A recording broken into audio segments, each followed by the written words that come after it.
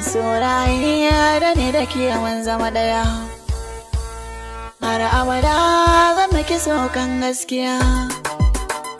Shamsiyya da ni da ke abada matuƙa raba, ba zan bar san ki ba. Wanda ya so ka gama ma komai duniya. Shamsiyya ki sare ba zan manta ki ba. Soyayya haɗi da Allah ne na sani, zane zai fi kyau yin an kai tiran gini. Duk mai yau da raso za ya yi da na sani, kin fi so na gaskiya ba zan manta ki ba. Shamsiyya da ni da ke Allah ne ya haɗa, ga kira kuri da kowa ba kyayen faɗa.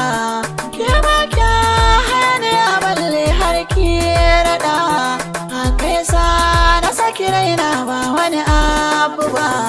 Soyayyar ki tabi da ka jiki ta yi mamaya, ta shiga jijiya jini na jiki ta yi zagaya. Kwai da zuwa abinki kuma da kyawun tarbiya.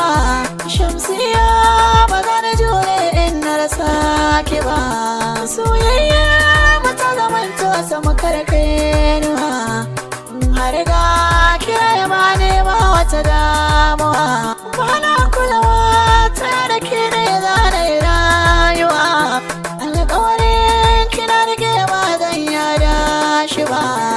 Murai tare kika ce alƙawari na rike, amma mace tare tsananin ƙauna musu muke. Kika ce ki ɗauki alƙawarin su ke rike, kuma gida kuyar su ba sa bai wata laka ba. Shamsiyya, Shamsiyya, ni ba za na manta ki ba, ba za na finda ki ba. Kar da kira mu Shamsiyya, Allah ne ya damu ba wanne ba. Kar da kira mu Shamsiyya sarauniya, ni daga tsanani na sake a zuciya.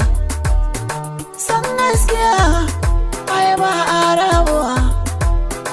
Shamsiyya, Shamsiyya, inda rabo zama haɗe wata ran ba ƙarya ba. Mai aure da ni da ke gaban cirare na ba, idan kana samu sakonnin na ke ga na ba.